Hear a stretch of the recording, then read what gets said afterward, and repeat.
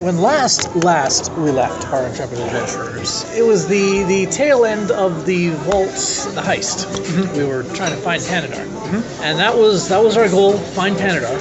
Must not steal anything else. We couldn't steal anything except Panadar, because to do otherwise would disrupt the timelines and be horrific and all that kind of stuff. So we took only 6 things in total. We took a bunch of the waystones that make trees. You remember those? Okay, we took those. There was one room where there was this sort of magical megaphone-like thing, a big funnel, that was used to fire a bone of the earth at monsters and freeze them in time. Okay, we took that one. What else did we take? That was... You took a bunch of the souls, didn't you? Like the waystones? The what? That grew the trees that had the waystones on it? Yeah, there were four of those that we took. And Panadar. We wound up finding Panadar. Funnel and Panadar. Yeah. Okay, so it wasn't as bad as I thought. 3 rooms worth of things. Yeah. We did mess with a few things, though, that we probably shouldn't have messed with. There was one bone of the earth that it was just... You touch this thing and it implants knowledge in your head. Yep. Okay, you were there for that one? And everyone became stupid. Everyone got a headache. The last one that I heard, you guys had found Panadar, and it was very anticlimactic. Yeah. You just went into a room, and it was there. On the table. Oh, well, I know. I guess you're caught up then, because that was the session before this most recent session. We went down to the bottom of the staircase. Well, the bottom. We went like 6,000 feet down the staircase. Yeah, and the darkness was like whispering at you. Yeah, and we were like, we've seen this horror movie before. We're not going to go down. Though, as it turns out, it probably would have been perfectly fine. If we find out later in this session. Or I find out anyway. The rest of the party doesn't know it yet. Anyway, yes. So we go to the time rift that's down there, and we trigger it. And it teleports us into this cave. We're 100 years in the past relative to where we were. Is it relative to where we were or relative to our homeland? Okay. So in total, it's 117 years prior to when the campaign started. And it's funny, when I was doing my level up stuff before the session, it occurred to me to map out the timelines, and it looks like our original plan is kind of kiboshed by Cricket not existing anymore, because that means that the timeline we were trying to get to impersonate Kalinar no longer exists. So we have to bring Cricket back into existence before we can go to the timeline where we can impersonate Kalinar, because that timeline just doesn't exist yet. I drew out a diagram and everything. You proved that your quest can't be completed because time was catching up to you. Yeah. So even though you haven't faded out, by the time they get there, history will already have gone the right way where Cricket wasn't thrown in the chasm. Who knows what happens to the party? Yeah. It's just not the same timeline. Yeah. There won't be the same party. And even if there was still those events, like they met Kalinar, well, they wouldn't, because Kalinar's dead. So you gotta go throw yourself in the chasm. No, first I have to exist. Before I can do anything, I have to exist. I think this is pretty. You can start any plan with this. It's like, okay, step 1, exist. Step 2, do things.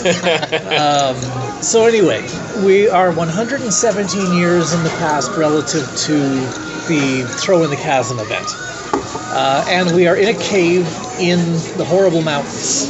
Dwarves. Yes. The Voihawk Mountains. The Voihawk Mountains. Dwarves live here. It's also where Corblin's tower is, but he hasn't been heard from for a long time, so everyone's kind of decided he must be dead. I'm sure he's harmless. Yeah, absolutely. So we appear in this cave, and there's dwarves all over the place, and they all like turn to us and start going, "Intruders, intruders," and shuffling towards us with a blank stare. So yeah, normal dwarves behavior, really. It's Well, I thought dwarves were terrorists that blew themselves up. They're dwarves are xenophobic and think of themselves as superior. They don't generally walk around going, "Intruders, intruders." So that was where the last session ended, on a cliffhanger. Tune in next week to find out what happens to our intrepid adventurers. Well, now you'll find out what happens to our intrepid adventurers. We put Serendipity in front and had her destroy them all. Because she's auto-critting. Auto-critting for the next. Also we had Aram Ben Jarad also destroy them all, because he also is auto-critting on everything. He barked at them. and critically hit all their necks. And they all died. They weren't minions. No, they were. But because we have the crit table, and because if you do more than half their hit points on that crit table thing, you get the effect. And because it's determined by rolling a d20, which they always roll 19s and 20s, they get the most extreme critical every time. Always do enough damage to trigger the effect, which is the very best one, which is instant death. So that just like every attack that Serendipity and Gerard do, instant death. Right. So they were essentially minions for them. They were minions you could auto hit. So yeah, these guys were actually really tough. They were top of the line brutes. They were brutes that they could auto kill. Yeah. Yeah, that combat, I knew they would have crit, but that combat still was a little bit more different than I thought it was going to be. I was like, okay, I'm not going to make these guys minions because they're tough. They're not just easy to kill. No, turns out they are. Yeah. And that's why you make your table percentile. Yeah. It really didn't matter and was more convenient until the moment where I said, okay, you roll only 20s for 2 days. That was probably the... Yeah. And I don't know. It wasn't a mistake. It was just they could have rolled a 1, and then it would have been very different. Yeah. It's true. Those characters would have been useless for a couple of days. I was fun toying with fate to see what happened. So, yeah, the only really tricky bits in that combat were they weren't all bunched up in one spot. And so there were occasionally like a round or two where, Serendipity can't get to that guy just yet. So we got to just sort of keep him busy or shove him around a bit. Fight defensively. Yeah. And then it's okay, the party wizard will come and tank them. Yeah.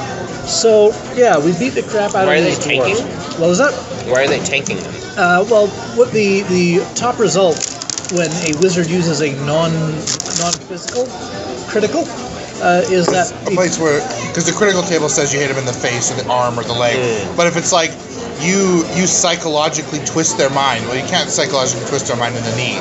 So there's a separate table for like weird effects like that. I nearly made John spew his drink all over the computer after he said you can't psychologically twist someone's knee. And I said, I used to be an adventurer like you until my knee got discouraged. Still funny. So anyway, her top result in the crit table is that all of the targets she's hit, she's immune to all their damage for the rest of the combat.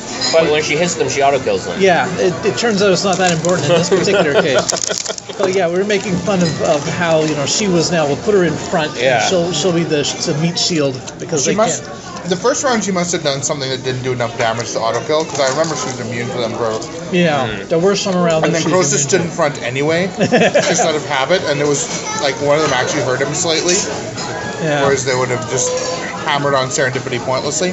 When they hit, they're just like walking around flailing. They're not armed or anything, but when they hit you, it's like being hit with irons, being hit with something super hard, which is strange. But since we're over 100 years in the past, in order to soothe the Jenga tower as much as possible, we're trying to knock these guys out. So we're doing non-lethal on... I think we ended up killing one or two of them. I think they were all non-lethal. They were all non-lethal? Okay. There was some where it was like, okay, you turn into a wolf and rip out his neck. He dies. Non-lethally. Yep. But, so we take out all these dwarves. Yeah, we said, well, you just set the neck back in there, and it'll be fine. And pour a healing potion on it. Yep. Glue it back on with the healing potion. They were, at the end, they were like, oh, good, we kept them all from dying. But one had fallen unconscious in the water, and I was like, oh, he falls over. I didn't actually make them, no. So then, just as we're taking down the last couple ones, this voice pipes up from way off in the distance of the cave. The standard... Now. Is that any way to treat our guests? Yes. And then she walked in the room and was like, what the... All the dwarves are dead. Yep. We've just creamed their defenses completely. And it was a tremendous shock. It was some, ethereally beautiful elf, as elves tend to be, comes walking out of the darkness. And she's there to kind of, rescue us from her minions, and then is like, wait a minute, this didn't go according to plot. But she recovers quickly and welcomes us to Undertopia, the wonderful, unified, harmonious society that they have built in the worst place in the world. They had to get away from the surface and where all the fighting was, and they built their own little place where all the races of the world live in harmony. Everyone can get along. There's no xenophobia. As zombies. You'd like it. Well, everyone is equal. Yeah. They eventually got it out of them. And no one has their cutie marks. Those dwarves, they need defenses because sometimes dwarves attack them. And what they said was they found these dwarves like this somewhere, catatonic, and by spending time with them, now they follow their commands, and they're kind of like, yeah, so we kind of use them as servants. But we thought it was better than killing them. Yeah. There was obviously a little bit, she was kind of giving a little bit of we kind of justified this ourselves. Yeah. Just some light slavery. Yeah. That's all. Well, they're mindless husks. Yeah. So They don't either mind. that or they'd starve to death. Yeah, they don't mind. Yeah. I mean, it is. I guess you could call it slavery, but it's voluntary. I guess you could call it something weird. Anyway, there's definitely some moral sketchiness, but she was quick to change the subject. Yeah. It's not like full on evil, but it's definitely it's on the road. On the spectrum. Yeah. But for the place that we're in, it's still pretty light. Going by the cultural context of the Voyhawk Mountains, the fact that they're not eating each other indicates they're probably on the side of life. Good. So we accompany her to Undertopia because we could really use a break. They need a rest because they've been up for probably like 20 hours at this point, and we're almost out of healing surges, and just generally it's. Could you pass me that one? So they've got a nice little setup actually. They've got a sort of I guess it must have originally been a dwarven hold or something like that, some sort of dwarven settlement, but it's now populated by a mixture of elves and phoenixes and mongrel and shifters, the usual cosmopolitan cross section of whatever the name of this world is. So they seem to be a good bunch, and they're doing well. Everything's really nice. Are there any Vrocks? The food is a little bland. I don't think there's any Vrocks. I don't think we've encountered any Vrocks in the course of this campaign. But yeah, we have dinner, a lovely repast. Mostly fungus. Yeah, we had dinner and we had conversation, and we told them some of the things about our adventures that we've been having, and I was explaining Serendipity's names. Couplers of Towers, Shepherd of Souls. Shepherd of Souls, Strives of Time, Doomdelayer. They were really interested in that Doomdelayer thing. How we'd been to the Oodlands and seen their civilization at its height, and then helped it fall and all that kind of stuff. Wow. But in a controlled way. Yes, a controlled destruction. Yeah, we had to make sure it happened at the right time. But anyway, and then we went, they gave us some lovely guest quarters, and we went to go have a nap because we really needed an extended rest, because we were tapped out. In the middle of it wasn't the middle of it, this is a couple hours later. Yeah, you all have pounding headaches. Actually, only some of us do. Only Cricket and Hank still do. The rest got rid of them. They use Remove Affliction.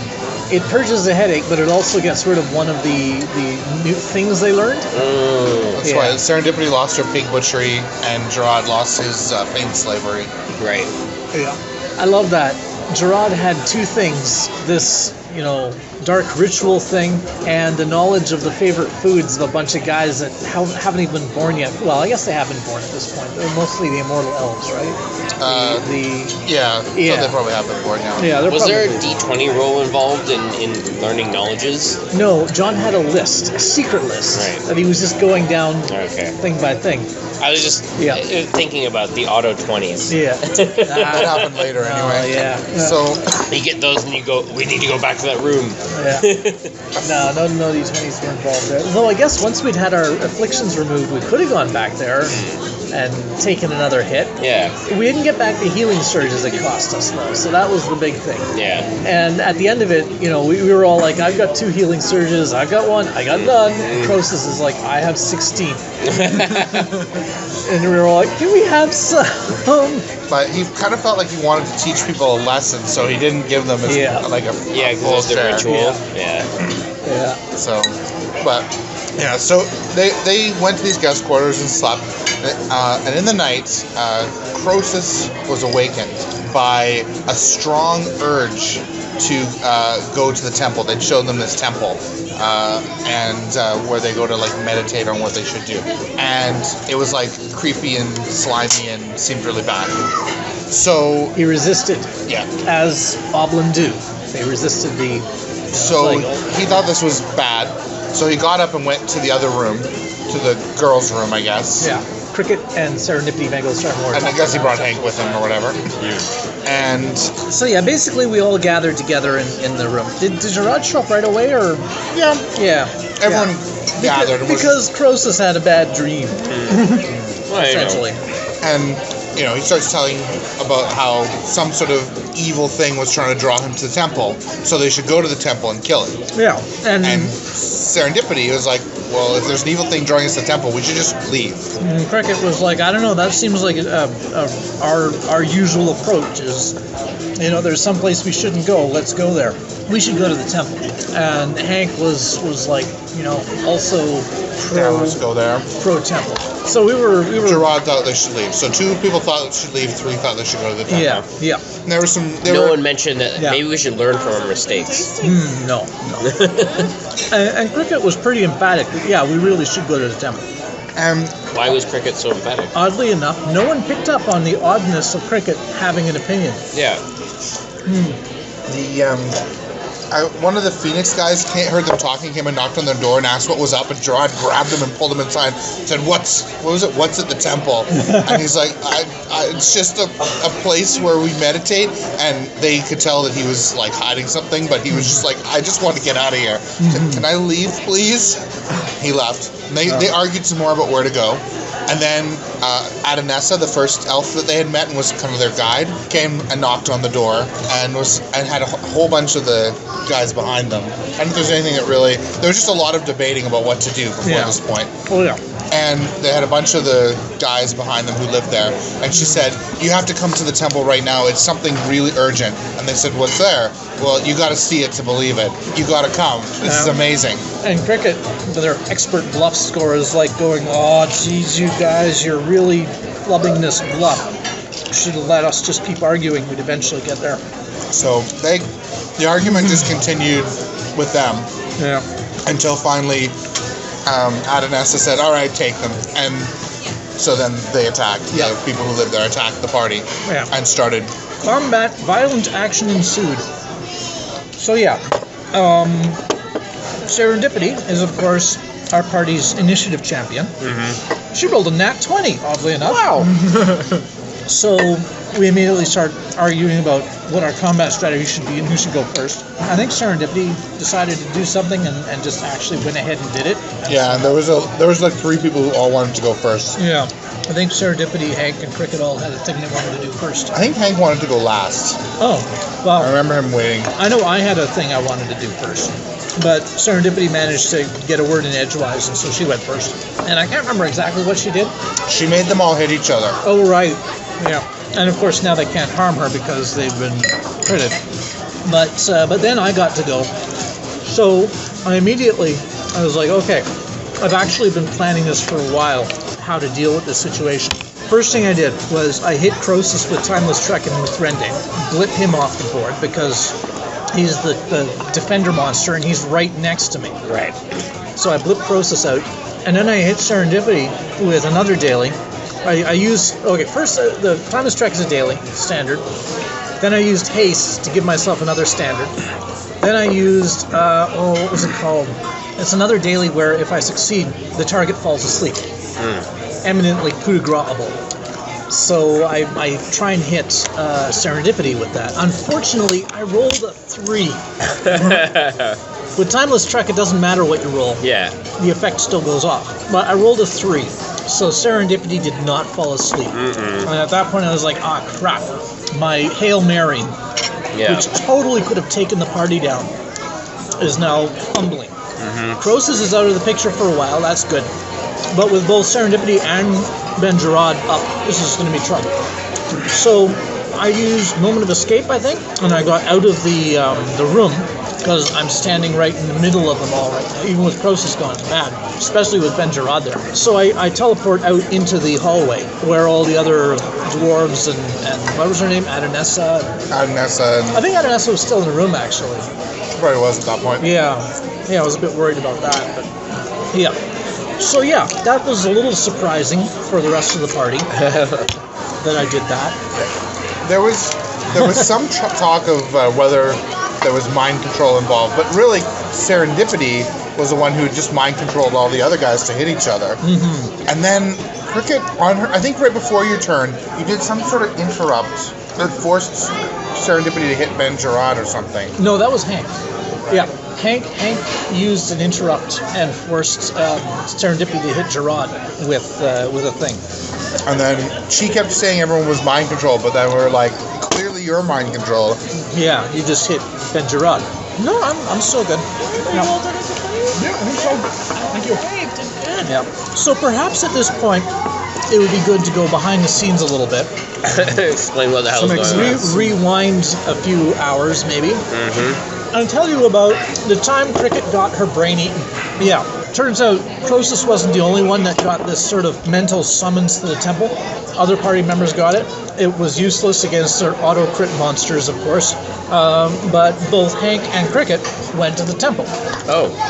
Where there were mind-flayers who ate their brains. Well, extracted their brains.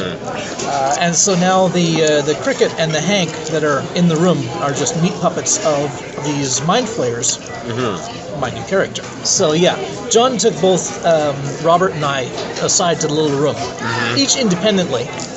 I don't know why though, because we were sort of I think it just made it more mysterious. Yeah, so the rest of the party would have no idea what was going on. Yeah, and I was sort of like, after I didn't know that Hank had been also taken over. I should have, but I didn't. But then Robert was trying to convince everyone to go to the temple as well, and he was being a little bit clumsy about it. And so I was like, an ally. Not a very good ally in the course of convincing people, but whatever. I think everyone was the players were all getting suspicious of Hank. They thought something was up with Hank. But I think they didn't think anything was up with Cricket. No, not until she turned on them. Yeah. Which is crazy, because as soon as you said Cricket, advocate, I was like, wait, what? Yeah. Although, it is, I can see it kind of happening, because sometimes Brian will advocate for things that Cricket wouldn't, so it's not always clear. Right. Brian tried to make it clear, but it's a subtlety that's easily lost. When it's retold, it's obvious. But So what happened was, the mind flayers, the whole Undertopia is controlled by mind flayers. There are more servitor beings, whatever, than there are mind flayers. So some of them don't have mind flayers directly pulling their strings, and those are the intruder types. The rest of them each have a mind flayer that is controlling their actions directly. And so effectively, I'm a mind flayer right now. Yeah. The mind flayer knows all the things Cricket knows and is impersonating Cricket within her own body. Yeah.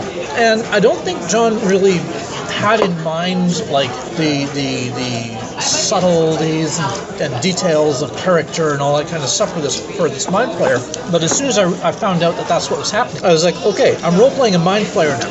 I have just opened up this domestic's brain and got all of this knowledge, and I'm kind of freaking out. First of all, basically all the other non-dwarf, all the other non-dwarf inhabitants of Undertopia are people that have been mysteriously appearing in that cavern over recent years. They immediately get pounced on by mind flayers and have their brains eaten. Mind flayers like them a lot better than the dwarves. Yeah. Mainly because they kind of use them in this Undertopia to they just live through them all the time and engage in whatever debauchery they want to do via them, and it's just debauchery is way better with non-dwarves. Yeah. So basically, and John said initially that they didn't know where these things had come from, and I was like, but we ate their brains. Surely we know everything. And he was like, oh yeah, okay, you would know then. They were these magical researchers that kept going on these expeditions down this staircase, and there was this darkness at the end. And so then I figured, okay, so the mind flayers know these guys are coming from the Spellblade facility, but this whole time travel thing is a total new shock to them. So I realized the obvious explanation is the mind flayers just don't know what date it is. They weren't aware. I mean, these guys knew, the guys they were eating the brains of knew what date it was. And the mind-flayers were like, well, I guess that must be what date it is out there. Because we're living in this cave under a mountain. Yeah, they would have no idea those guys. They don't know what the date is. So yeah. So now here my mind-flayer is, the one that's eating Cricket's brain. He's just like, all the pieces are going together. Like, holy crap, we have, over the past couple of years, been eating the brains of people from the future and not realizing that we have future knowledge. Okay, that's awesome. Oh, holy crap, we didn't have the Panadar, so if we had realized we had future knowledge, fate would have squished us. Right.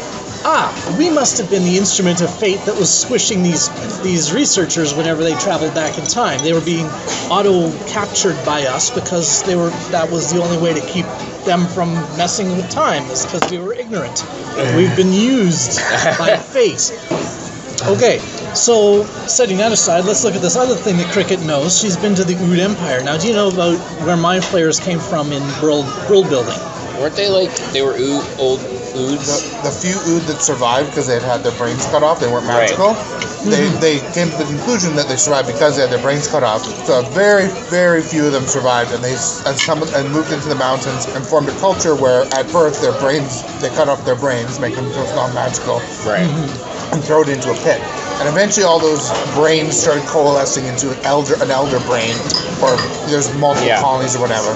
And the elder brain hates dwarves and kind of wants to propagate its existence. So they're just these Ood, they're former Ood who cut off their brains at birth and have turned evil because of the influence of the elder brain. For thousands of years, we've been cutting our brains off at birth to avoid the Ood apocalypse. Yeah. And we didn't have to. Cricket's been there. She knows what happened. Right. She was involved with what happened. The brains weren't the problem at all. It was the Any book. So yeah, I'm just totally having all the underpinnings of my concept of reality ripped out from under me. An existential crisis. Yeah. And while all that's going on, there's this huge combat going on, and trying to get these guys to the temple so we can finish eating the rest of their brains.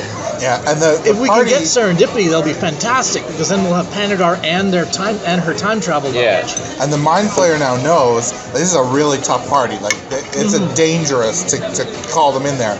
But on the other hand, the stakes are so much higher now. They can have time travel. Plus, if they don't get the party in there and Panadar leaves, but now they know that they have future knowledge, are they in trouble now? It's just... We'll get squished by fate. The tower will auto-topple. Even if we do get the party, we've eaten all their brains, we now are in control, they've been erased from history. Now we have to fix that. Yeah, the Mind Flayers will have to puppet around the party to impersonate Kalinar to fix the timeline so that they can continue to travel through time. Yeah, because otherwise we will have never eaten their brains in the first place, and we won't have all this knowledge.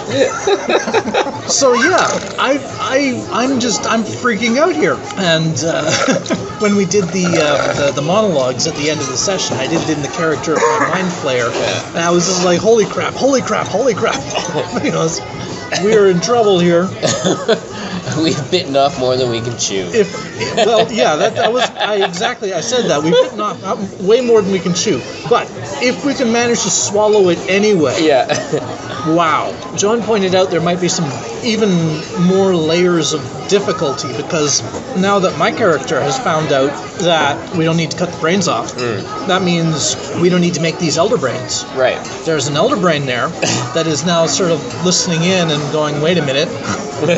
Maybe all the Mind Flayers can telepathically communicate through the elder brain. Yeah. So, but the elder brain is like filtering it, right? So if that Mind Flayer is like, hey, information, they'll be like, nope, didn't get through. Yeah. So all of a sudden, I'm playing Anthodon again. I'm railing against fate. I'm trying to double think like new secret plans with something that can psychically read my mind at all times. I'm Anthodon again. Yeah, we got to get the rest of the party in the temple and eat their brains. If we can do that, that'll, give us some breathing room. It'll give us Serendipity's knowledge, which will be really helpful. Yeah. Getting a party this powerful into their secret sanctum is highly risky, but it's just, the benefits are so high. But I'm also thinking ahead now. Since this party is so tough, we may not be able to, especially since I flubbed my make Serendipity fall asleep check. I should have done the pre-roll dice thing. Wait a minute, no, I think I can only give that to an ally. I don't think I can use that myself. Still, but for that one dice, well, I mean, it would still be tough with Gerard, but if I'd managed to make Serendipity go to sleep, then Hank could have coup de grace her, and then Gerard would have been on his own, basically. And we could have all focused our arrows on Ben Gerard. Well, and Gerard is deceptive because he's very much a glass cannon. Because he's a druid, so they have control of Gerard only has 1 day of crits, right? No, he has the one that has 4 days of 19. Serendipity has. Serendipity's got 1 day left, I think, after this. So if I'd managed to put Serendipity to sleep, it would have turned things very solidly, I think. Yeah. But I didn't. Basically and a now TPK. Everything's screwed. Yeah, so it ended the thralls, all the people of Undertopia got their turn, and they attacked and hit Gerard and took Gerard down. They hit really hard. Yeah. But they're the same thing. They're just like they just flail at you with your arm, but it's like being hit with iron. Yeah. But Serendipity is still in play, and Croesus saved out of Timeless Trek after 1 round. I mean, that's the problem, with targeting, Serendipity or Gerard with Timeless Trek, is they autosave. Yeah, so Croesus is the only option, but he gets bonuses on saves too. Right. I think he got at least a +2, maybe more. One nice thing, this was the first time I've Timeless Trek to party member. Yes. I've been waiting to describe it for a long time. And it's great because it was Croesus. Since we've been normally when you Timeless Trek someone, they don't remember what happens between when they cease to exist and when they start existing again. Right. But since we've been exposed to Panadar so much, Croesus was able to remain aware. It turns out Timeless Trek sends you to the place where things that don't exist are. Oh. And so Croesus was in this howling maelstrom of everything that doesn't exist. Fading in and out of existence for a short time and then pop back to reality. And his first thing was like, Cricket, that's an evil ability. Shouldn't use that ability anymore. It's like, oh, shut up, Croesus. I'm busy trying to kill you. I want to eat your brain. But I was also, at one point, Robert and I went into the little room together just to confab mind flayer to mind flayer. I think Hank's been taken over by his slightly dim mind flayer. he was all grunting and monster and defeat them, crush them, etc. And I was trying to talk about the intricacies of all this stuff. I roll. And then you tried to tell him about, you don't need to cut your brain out, but then for some reason he couldn't hear you. No, I didn't say that because John had already sort of mentioned how this was going to be an interesting thing. So now I'm anthedoning. I'm keeping secrets from my fellow mind flayer. Trying to figure out how I'm going to... You'd have to actually meet up with him in physical form and write it down. Well, I assume we're all in the temple, right? Physically? You're in a room beyond the temple, but Oh, okay. Yeah. A room behind the secret door at the back of the temple. I'm already starting to plan out my speech for when the party has managed to crush its way through everything and has us at their mercy, and I'm trying to ask for their help, essentially. It's going to be difficult. So Cricket and Hank are dead? Their brains have been added to the pile. They're still alive, but it's going to take a really good heal check to put them back. To put their brains back. You're going to have to roll a 20 on that. As long as Serendipity's still up. Or Gerard. Well, you do it today. But their brains are still alive and part of the Elder Brain, and as long as you get to it relatively soon, they'll be okay. How are you going to find 2 specific brains in they're on the top. It probably won't be fun. Just ask them to raise their lobes. It's really I'm Spartacus. flappy in there. Yeah. Yeah, it's interesting because I assume that as soon as those brains are taken, we, the mind flayers, will lose the knowledge that they had with them, right? But Yeah, will although I be aware of what knowledge was lost? Yeah, Because I think you would know. Like, I think it's sort of like reading a book or whatever. Like, if anything that you paid specific attention to, you'll still remember. all right. But you won't be able to just access any memory at will. Yeah. So all the stuff you figured out, you would remember. So if the party gets away, it's not the end of the world because we still have all the brains from the other future people. Yeah. We'll just have to be really, really, really careful. Well, I guess now that you've had, because you were in proximity of Panadar, when you realized you had future knowledge, that may have protected you. Though as soon as you start using that future knowledge, then Yeah. you're potentially messing with. I mean, you basically, you can't mess with. You could know the knowledge, but as soon as you use it, Even knowing it would still influence your decision How to do long? anything. How long? well, it's sort of like when you're like playing a character and you have out of character knowledge. You just have to treat it like that. It's like, I know that if I walk into this room, half of us will be killed. But if I don't, I'm going to be messing with the timeline. So, I'll just stand in back. yeah. But that's still changing. Well, how long do mind flayers live? I don't know if I figured that out. If we can wait 117 years, then we're safe. We lose a lot of the advantage we might be able to get, but at least all the danger is gone as well. Yeah, I don't think that the Ood Is there less immortal, danger the but- less in the future? 117 years is the origin time, it's home time. After Yeah, but that, like after if that point, I try and modify the future like with 1 years of knowledge ahead of time, is it less severe than if I had 117 years? I think just any sort of modification is. It depends how big the modification is. Right. And I think And without really it's- Panadar, it just snaps. for the fate case of snaps these back. guys, they only went back 100 years or so in the past. So once you've passed the point where it's no longer future knowledge, then it's fine. But then it's Right. not really useful as future knowledge anymore, right? Yeah. And then a smaller change further back is a bigger change. Yeah. Well, actually, I mean, we would still know that you need Panadar. You would know that Yeah. time travel is possible. Yeah, without Yeah, that's Panadar, stuff what you happens? need. I mean, Yeah. without Panadar, fate always crushes you, right? Yes. So at the 100-year point, But I guess fate doesn't necessarily have to violently we could crush send you. infiltrators to try and interrupt that heist that party is going to go on in 100 years to try and recover Panadar and steal Panadar from them then. Wait, except you don't want to do that because then All right, yeah. you have to do. We'd have to impersonate them.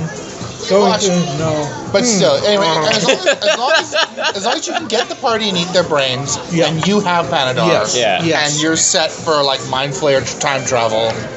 Yeah. Win. Yeah. Yeah. I mean, we still got to go and do all the stuff to preserve And then, the party's the timeline. campaign is you playing out mind flayers instead of you playing out Taking over the you. multiverse. Yeah. It was a good campaign, and then it turned into an evil campaign.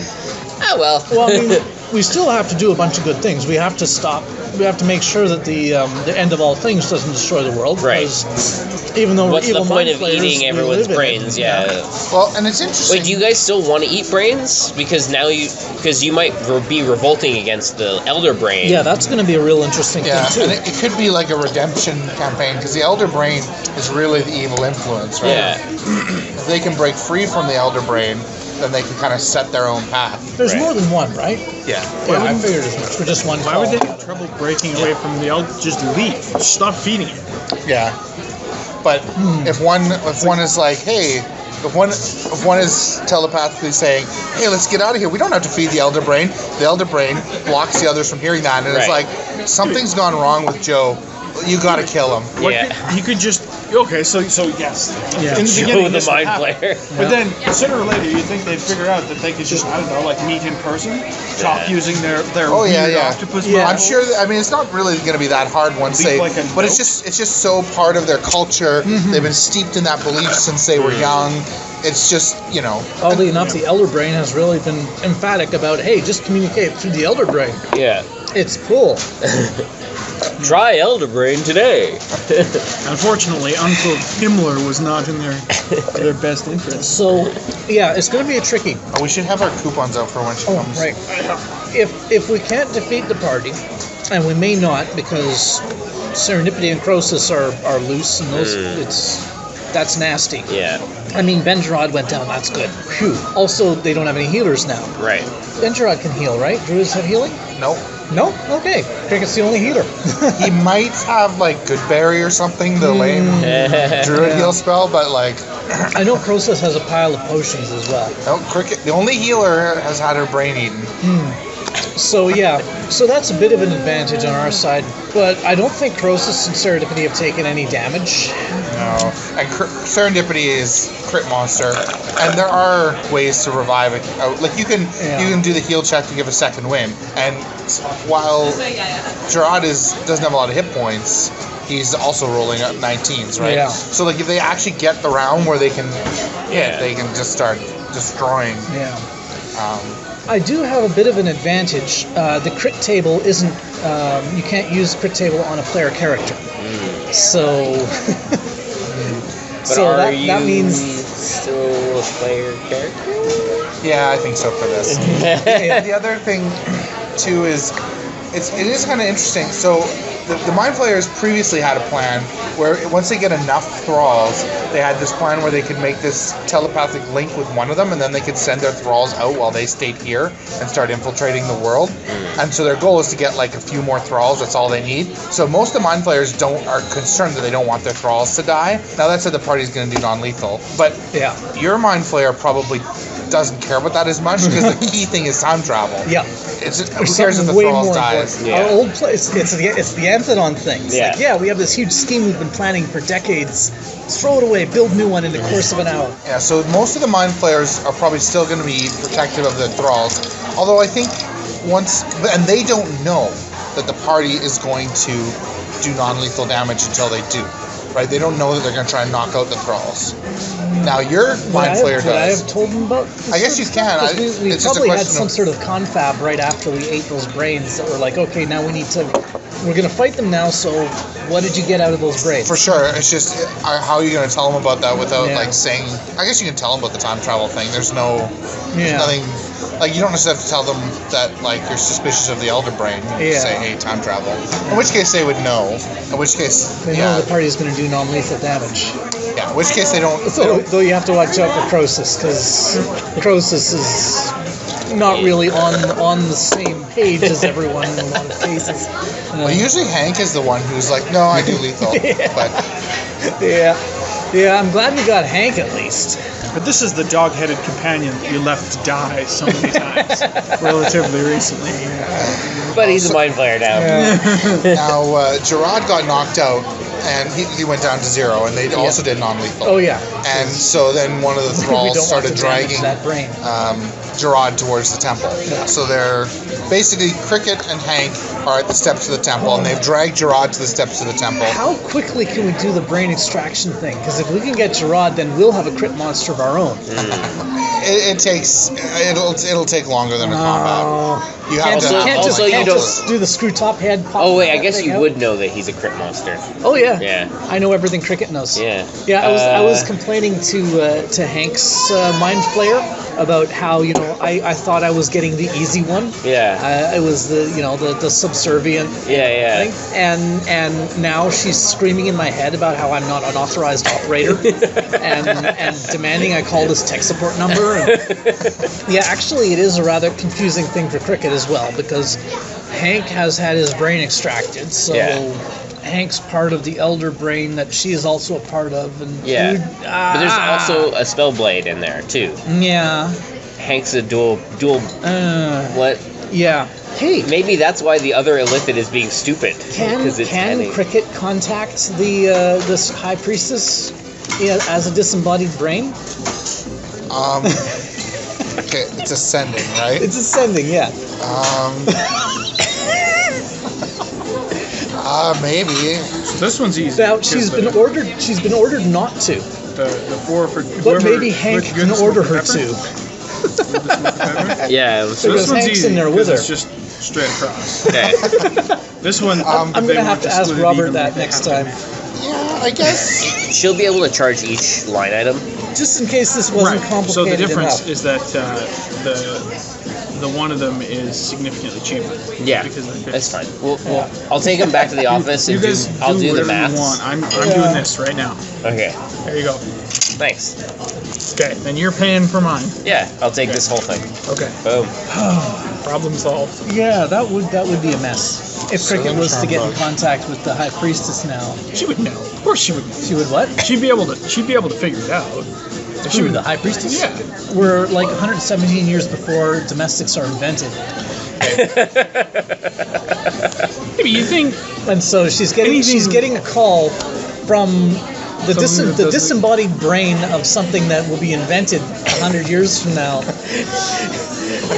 Maybe this is So, how they get invented.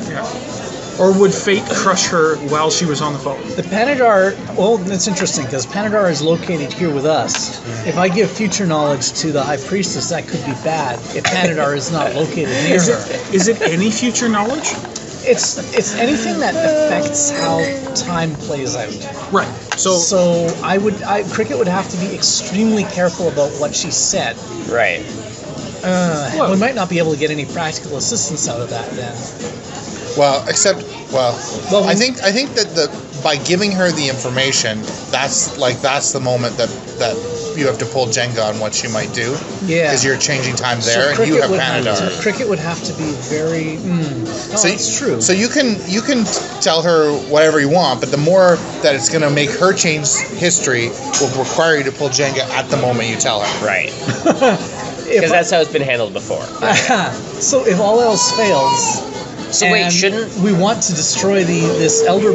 shouldn't the lithids actually be pulling Jenga blocks as well? Right at this moment, no, because we've got Panadar here, and we're not actually changing anything yet. But no, you have intent to change things. Yes. So then, therefore, the Panadar should be pulling blocks. No.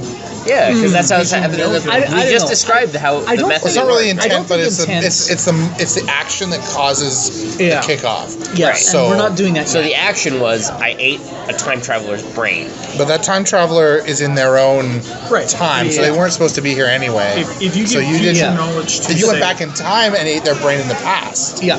of their past, but you're not in their past, you're in their present. What's Up until- the difference between Cricket telling the mind-flayers, you don't have to eat people's brains, and I'm from the future, and here's the things that happen Telling in the them future? that they don't have to eat people's brains is not a future knowledge. It's just knowledge of the future, because that's not future Okay, knowledge. well, let's say Cricket it's comes actually in. past knowledge that was lost. So what? Any information Cricket gives, like let's say Cricket didn't get her brain eaten. The key is changing their behavior, and this is going Right. to change their behavior if we I see what you're saying. succeed.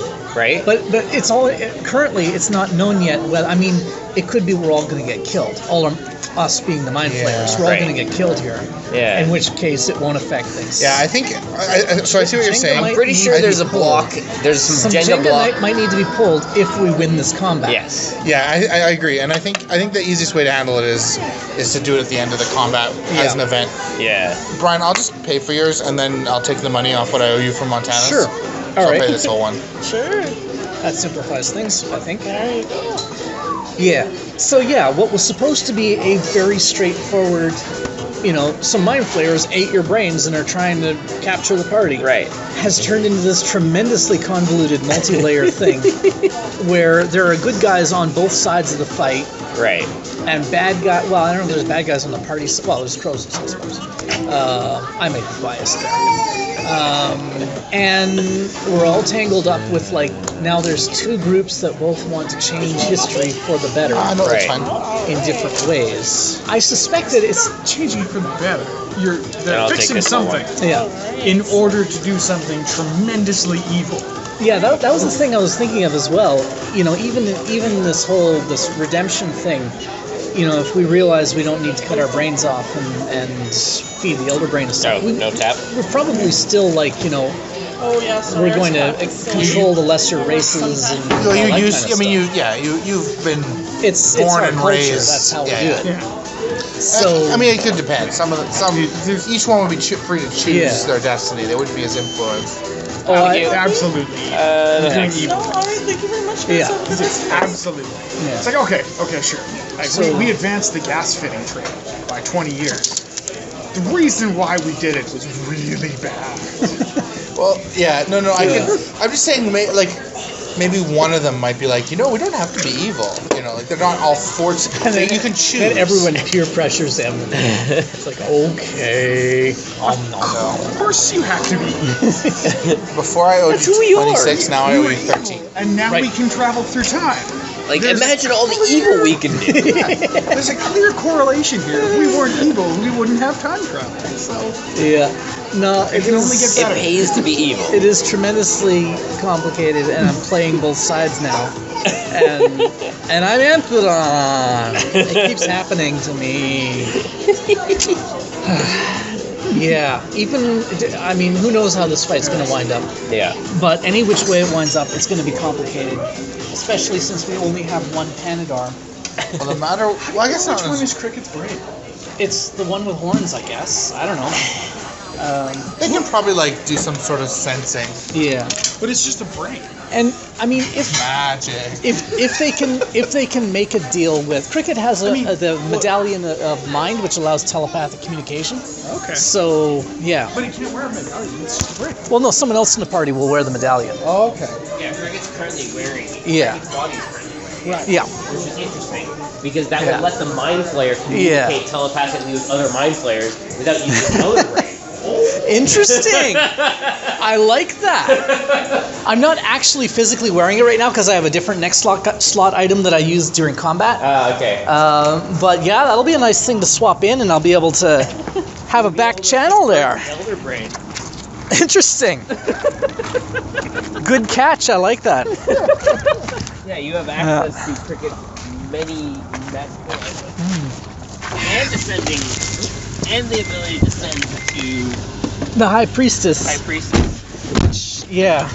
Which may not be all that useful, given how tottery. I mean, we've already pulled 9 Jenga blocks, so we're in a really bad state, Jenga-wise as well. Yeah. But if you Oh yeah, talk and to the High the Priestess, Illicits would know this too. Oh yeah, That the Jenga, the Tower of Fate is teetering. yeah. Has it been a day? Have we managed to regenerate a Jenga block yet? No, you guys still didn't get they didn't get an extended rest. You're still super low on healing surges. So, But you might have killed the party. well, they do have who's 2 the party at this monsters point? Who's the party? they're the good guys. The ones who don't I- eat people's brains. Just saying. I made it purposely hard because I knew that they had crit monsters, Yeah. and also they always just mop up everything. So I'm like, Yeah. this is gonna be hard. Yeah. It would have been a lot better for the Mind Flayers if I hadn't flubbed that roll on Serendipity. And I mean, yeah, it was a will-based attack, and she's got that enhanced will thing, but I just leveled up, and it boosted my attacks tremendously, so I think it would have been good if I hadn't rolled a 3. Oh, well. I'm really interested to see what happened in the campaign if the Mind Flayers all won. I would be totally game for carrying on. And I mean, it's not like the party's dead. Their brains are in that pile. Yeah, but don't they get absorbed? I think eventually they Eventually, would get yeah. absorbed. Like eventually they'll be up beyond saving, Mm-hmm. but that'll take like a week. But I mean, or something. Yeah. and a level 20 brain has to be able to last significantly further than like a level 2 researcher. Well, those researchers are high level as well. No, they're not actually high level. The thralls are high level because they're being controlled by mind flayers. Oh, okay. And they're using their telekinesis to make their bodies like iron. Oh, that's why that's happening. So when they fight, they don't have any like skills. They just hit you with their bodies, and it's like being hit with iron. So they're not. Well, surely they got some high level spell blades from those expeditions, didn't they? Yeah, probably. But a lot of them, after the first. Oh, they stopped sending good guys. Just sent Cross Sea personnel down there because. Yeah. Because that's what you do. Yeah. So yeah, I'm kicking myself that we've been eating the brains of future people all these years, and if we just had a calendar, we would have known. They probably have like one spellblade because there probably would the first expedition would have been led by a spellblade. Okay, so then we know a lot about the facility they came from then. Yeah. Well, that'll be good when we go and try and steal the Panadar again. If this party gets away. So wait, Fate was throwing them back in time? Well, there was a time rift down there that was throwing them back in time. Serendipity detected this place where she could open a time rift. Yeah. And then there was like, when they got there was a creepy voice trying to lure people lower down. Turns out that there was just actually an open time rift there, and the creepy voice was just luring people down there to be a jerk, and then they would get sucked into the time rift to who knows where. Right. Turns out it was that cave. Yeah. Okay. So it wasn't fate throwing them. No, it was fate. It was fate that was causing them to always lose to the mind-flayers. They couldn't beat the mind-flayers because then they would be running amok in history. Right. Well, and also the mind-flayers were high level. Yeah, presumably. Maybe they weren't initially. They started getting all these But then Panadar showed up with crypt monsters. Yeah, now Panadar's here, and now the mind-flayers like, oh, that's what's been going on. And also, if we'd figured out what had been going on before, we would have been squished by fate. Oh man, I'm so conflicted. Did we dodge a bullet, or did we miss out on an awesome opportunity? I don't know. Things were a lot simpler before I was a mind flayer. When I just did what I was told. Anyway. Well, basically fate will never have them. Okay, so That's probably what will happen if the tower falls or something. It'll just squish everyone. but then the time rift is still there. What happens when you go through it? I don't know, you're trapped forever in a tiny cave and then you starve to death. Well, and sure, for the first, few people. Yeah. But what happens when enough people go through there? The bones occupy all available space. Eventually there will be a meat volcano there, I suppose. At this point... What? Well, as the pressure continues to build in this chamber underground, filled with high-density meat, eventually it will force its way to the surface and then groosh. But it's the Voyhawk Mountains, everyone will just go, oh, it's Tuesday. So, yeah. It's Tuesday. Yeah, the meat volcano's erupting decayed elven flesh. Well, Voyhawk Mountains, I guess. So at no point do they look at each other and go, why do we live here? This is the worst. Honey, the blood usually gets up on the third floor. The elves haven't been sending people down there for some time. That was part of why they had so much time. Like, originally, there was a bit of time compression going on, too. So, like, they would send people down, like, once a year and then come through once a month. They weren't aware of this, but that's how it was. But then they hadn't sent someone down there in, like, 100 years, so no one had come out of there in like 100 months. Yeah. And so they just kind of had some guys stationed there, but they weren't like constantly watching for like the new recruits. Yeah. Well, I'm sure it'll all work out somehow. Okay, so these nice people in the Undertopia, they invite us in, they feed us, they give us lodging, they're super hospitable, and then suddenly they come in one night, and after Croesus has an episode at the temple, and they want our help at the temple, and everybody decides to attack these people for some reason. What is going on? I've wondered about this group before, but this is something else. We need to get to that temple.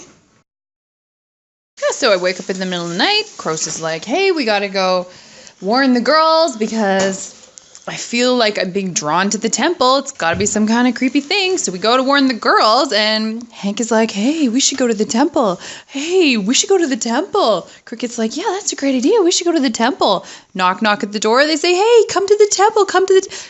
It's a temple underground. These people don't live where there's grass or sun or trees because they want peace. Like, they're obviously crazy and under some kind of possession. It makes no sense. About going to the temple before they came and got us. And then you were all like, Hank, seriously. They attacked us and you didn't attack back. That is the weirdest thing I've ever seen. So all I did was try to sit on him like any good friend would. And then he disappears. Jerk. Oh, holy crap. Oh, holy crap. Oh, holy crap. Oh, holy crap. This is complicated. Oh, man. Okay, everything was very straightforward. And now time travel is involved. And, oh, man. How do we strategize this fight? Who is Who needs to win what? Who needs to do what? Oh man, this is so complicated. I thought I had the easy one. Well, I feel like I have a certain bond with Cricket. We even got matching friendship rings. It helps me realize, like, of course, they're magic friendship rings. Yeah, she's totally dominated. Typical. Okay. I was in an endless stair surrounded by evil elven magic, and then suddenly I'm in a dark cave attacked by dwarves, and then everyone was my friend, and we were at a party, and now all of my friends are being mind controlled by an evil temple, and this is all in the same day. And it's not a dream, and if this is real, then reality is very strange. So, what do I know? What?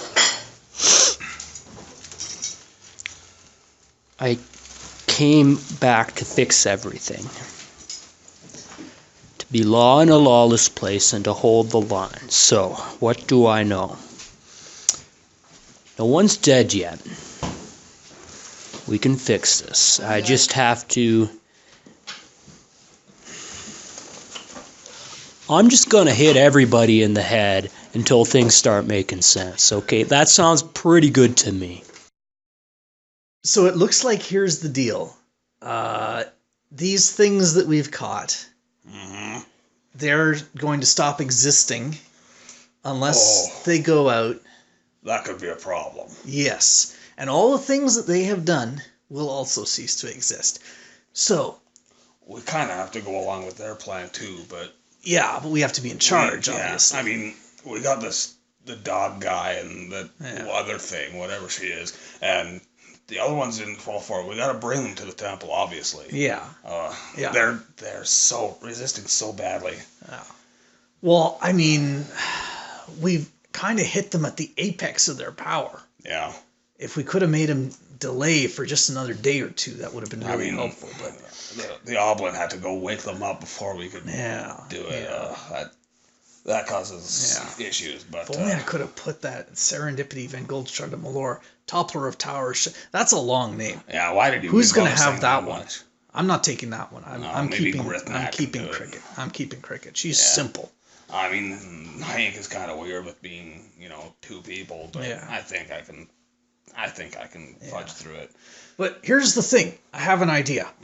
If everything's going badly and awry, and they've managed to break through our defenses, and they're actually killing us, because that could happen. These guys are tough.